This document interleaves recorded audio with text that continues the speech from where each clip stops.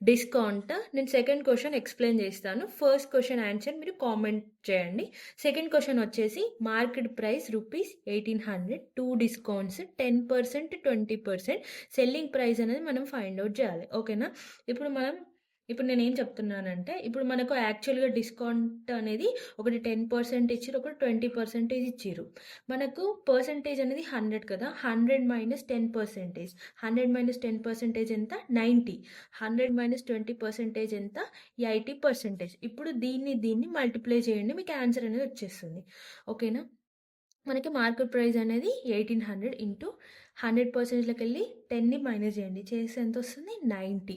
90/100 into 20%లోకెళ్ళి 100లోకెళ్ళి 20%ని minus చేయండి. చేస్తే 80/100. ఇప్పుడు సింప్లిఫై చేయండి. ఈ 0 క్యాన్సల్, ఈ 0.9 అవుతుంది. ఈ 0 క్యాన్సల్, ఇది 0.8, ఇది 1800. 1800 ఇంటూ 0.9 చేస్తే 620 వస్తుంది.